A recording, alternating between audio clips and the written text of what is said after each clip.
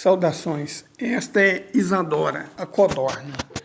Ela vai me ajudar a contar para vocês algumas histórias sobre banqueiros e a guerra. Primeiro, vamos tentar entender como os banqueiros se assenhoraram dos Estados Unidos. Bom, primeiro eles tomaram conta da Inglaterra, no século XVII já. Em 1697, coisa assim. Repare, não foi muitos anos depois da Revolução Gloriosa. O que foi a Revolução Gloriosa?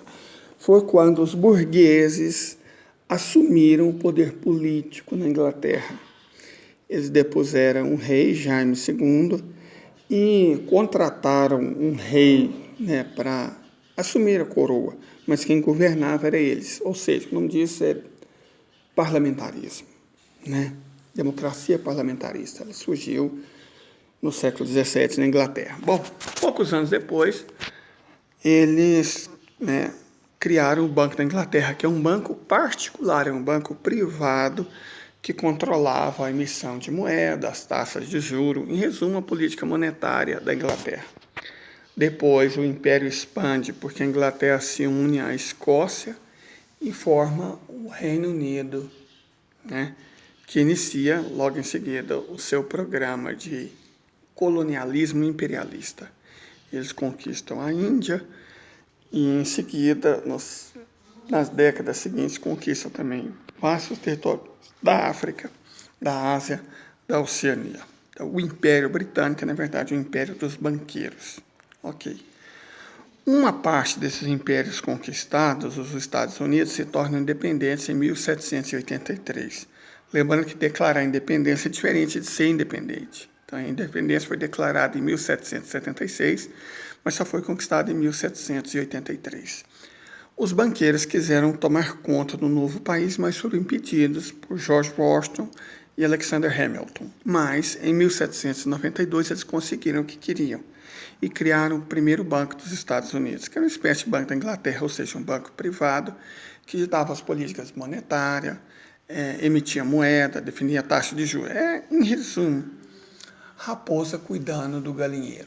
Enfim, o prejuízo que eles deram para os Estados Unidos foi tão grande que em 1812 a carta de concessão desse banco foi cassada. Mas eles não desistiram e em 1832 conseguiram criar o segundo banco dos Estados Unidos. Mais uma vez, o prejuízo que eles deram à população, ao comércio, ao povo, às pessoas foi enorme. E em 1852, o presidente Andrew Johnson, ou Andrew Jackson, sempre confundo, aboliu a carta de concessão do banco.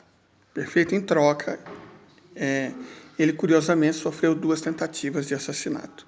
O presidente que aboliu a carta de concessão em 1812, também curiosamente, foi vítima de uma intoxicação causada por leite e cerejas, ou seja, arsênico. Bom, de toda forma, Andrew Johnson não morre e eles tentam, depois dele, criar o terceiro banco dos Estados Unidos. Mas o povo estava furioso, porque as outras tentativas, as outras vezes que esse banco existiu, o povo, os industriais, os comerciantes, os agricultores, todo mundo se lascou. Então, a população reagiu de maneira furiosa. Até que, em 1912, pela enésima vez, eles tentaram, sob a presidência do presidente Woodrow Wilson. Não conseguiram.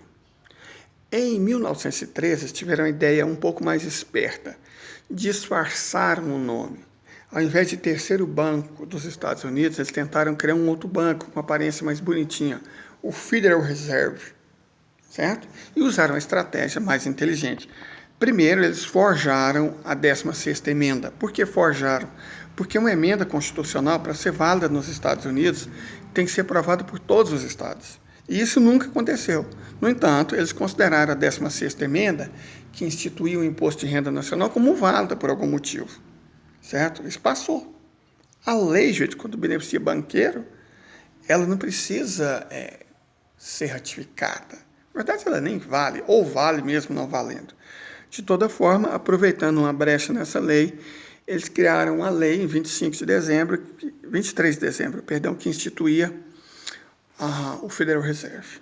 Olha a estratégia deles. Todos que se opuseram tinham ido para casa, Mas exatamente os parlamentares comprados pelos banqueiros que eram a favor disso ficaram em Washington e nas escuras aprovaram essa lei. O Woodrow Wilson então ratificou. Certo? Foi o Woodrow Wilson que ratificou essa lei. Guarde o nome do traidor. O Michel Temer dos Estados Unidos. Enfim, curiosamente, os Estados Unidos acabam ingressando na Primeira Guerra Mundial, que foi causada pelos banqueiros. Por quê? Para destruir a economia industrial da Inglaterra, da Alemanha, perdão. Então, os Estados Unidos entram na guerra e touché, né? Perfeito. Ocorre a Primeira Guerra, depois eles forçam, mais uma vez a partir da Inglaterra, né? Com o nosso colega Winston Churchill, que é vendido como homem da liberdade, mas era um racista, e promoveu genocídio contra o povo de Bangladesh, tanto quanto Hitler. Na verdade, foi mais, porque Hitler matou 6 milhões de judeus. O número de pessoas que os britânicos mataram de fome na Inglaterra supera os 60 milhões. Mas, né, quem se importa com pretos, com indianos e com chineses? Morreram cerca de 50 milhões também. Então, se não é de uma etnia específica, ninguém se importa. O fato é que os Estados Unidos entram também na Segunda Guerra Mundial, mais uma vez, para apoiar a Grã-Bretanha, conseguem destruir a Alemanha e conseguem destruir o Japão. Perfeito? Mas tiveram que se aliar com a União Soviética. Então, isso ficou travado na garganta deles. E agora eles estão tentando fazer a Terceira Guerra Mundial. A Europa está caindo com um patinho, porque, entre outras coisas, por causa do Banco Central Europeu independente, ou seja, um banco que não é controlado por ninguém, por Estado Nacional nenhum, que não pode ser investigado. Perfeito? Esse é o Banco Central Europeu, com sede em Frankfurt. Então, o Banco da Inglaterra, o Banco Central Europeu e o Federal Reserve são, na prática, como instituições privadas ou controladas pelos banqueiros indiretamente. E são eles que redigem a política externa do Ocidente. Mas você deve estar se perguntando, por que os bancos apoiam a guerra? Bom, o primeiro motivo é que eles ganham dos dois lados, né? Eles emprestam dinheiro para todos os lados envolvidos no conflito e aumentam a dívida dos países com eles, aumentando o controle sobre esses países. E eles também emprestam dinheiro para a reconstrução da destruição que eles mesmos provocaram. Mas é mais que isso. Como assim mais que isso? Os países que vencem a mando dos banqueiros, eles conseguem impor as leis que favorecem exatamente os bancos aos países derrotados. Então, a guerra é uma maneira dos banqueiros dos Estados Unidos, do Ocidente, imporem leis que favorecem banqueiros em todos os países do mundo. É por isso que os Estados Unidos praticamente não conheceram paz desde que conheceram o Fed.